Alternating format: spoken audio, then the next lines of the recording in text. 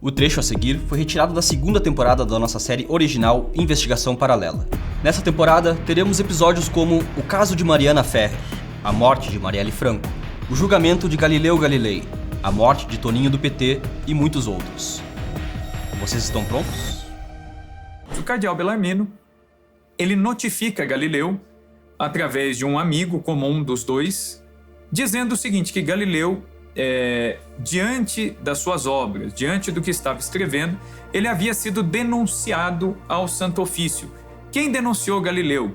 Diferente do que muitos historiadores supõem, muita gente acredita que são os jesuítas, por essa inveja, essa rixa, que teriam denunciado Galileu, e não foi. Quem denunciou Galileu, na verdade, foram dois mestres, dois matemáticos, dois professores que eram dominicanos. E os dominicanos, eles têm uma ligação muito grande, muito direta com o Tribunal da Inquisição. A primeira denúncia foi feita pelo frei Niccolo Lorini, que vai denunciar Galileu. Em particular, o frei Niccolo Lorini, ele vai até Roma, vai até a congregação do Santo Ofício e, em segredo, ele faz essa denúncia. Sem saber que o Lorini havia feito essa denúncia, vai até Roma outro dominicano, que era o padre Tommaso Catini. E o Tommaso Catini faz uma denúncia muito semelhante. Tanto o Lorini quanto o Catini não denunciaram Galileu por questões teológicas, porque mesmo quando Galileu falava de questões teológicas para se defender e às vezes cometia algum equívoco, alguma imprecisão, os padres sabiam que não era esse o campo de ação do Galileu. O campo de ação do Galileu era científico. Então o que eles denunciaram? O ensino da hipótese copernicana como uma teoria científica mais do que embasada, etc. e tal. Coisa que não havia base científica para afirmar. Então, o que acontece? Essa foi a denúncia.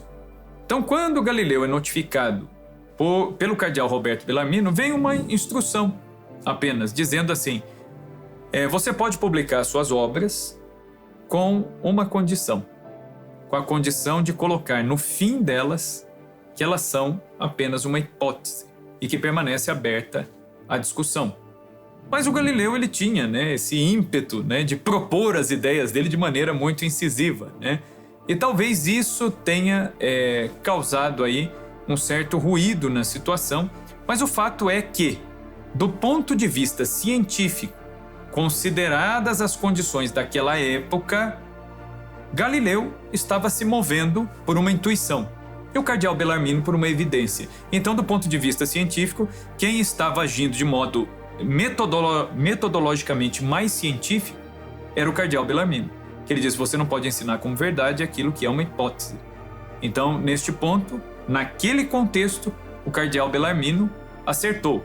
Em 1616, o livro, o De Revolutionibus, de Copérnico, é incluso no Index Librorum Prohibitorum, no índice dos livros proibidos da Igreja. Esta santa congregação também aprendeu sobre a disseminação e aceitação por muitos da falsa doutrina pitagórica, totalmente contrária à sagrada escritura de que a Terra se move e o Sol é imóvel.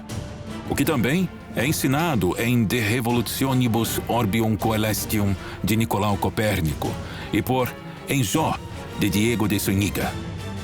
Portanto, para que esta opinião não se afaste ainda mais do prejuízo da verdade católica, a congregação decidiu que os livros de Nicolau Copérnico, De Revolutionibus, e Diego de Zúñiga, Em Jó, sejam suspensos até serem corrigidos. Esse índice dos livros proibidos da Igreja, a gente tem que entender muito bem o que é esse índice, por que ele surgiu, em que contexto isso aí surgiu. O índice dos livros proibidos, ele surgiu num contexto de contestação da fé católica, que ocorreu através do quê? Da Revolução Protestante. O protestantismo, de repente, ele levanta as 5 solas de Lutero, que vai dizer o que é necessário apenas a fé, apenas a Escritura, Então, não é mais necessária a autoridade de um Papa, por exemplo, para interpretar a Sagrada Escritura.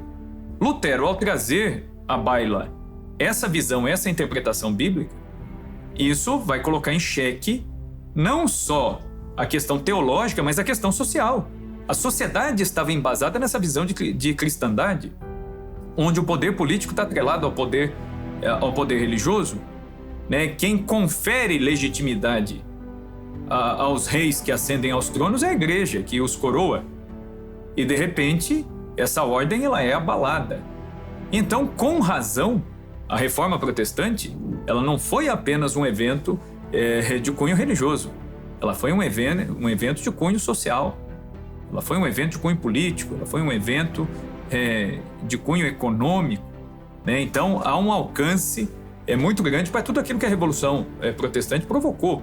Então, é dentro desse contexto, tentando salvaguardar aquilo que a doutrina católica e o entendimento católico a respeito não só da teologia, mas da própria vida, da própria sociedade, é que a Igreja vai instituir, no pontificado do Papa Paulo III, vai instituir o índice dos livros proibidos. O índice dos livros proibidos não significa que aquilo que está ali sempre vai permanecer ali. Também não significa que o livro ele é herético. Não significa conter uma heresia, um erro de fé. Mas simplesmente pode ser que ele represente um perigo, então por um tempo é melhor que se recolha esse tipo de literatura. E é interessante que a nota, né, da Sagrada Congregação, né, a Sacra Congregatio Pro Index, né, a congregação do Index, eles não dizem que o De Revolutionibus contém heresias. Não aparece esse termo heresia. Só se diz que era um livro perigoso, né, mas não que era herético. Há uma diferença entre ser herético e ser perigoso. Então Galileu ele não deveria ensinar, ele não deveria propor isso de uma maneira inexata, né? E essa foi a questão. Gostou desse trecho? Dessa vez, os episódios serão exclusivos para nossos membros assinantes. Para ter acesso na íntegra a esses e outros casos, clique no link da descrição e conheça mais sobre os nossos planos. Esperamos que goste do conteúdo. E até breve.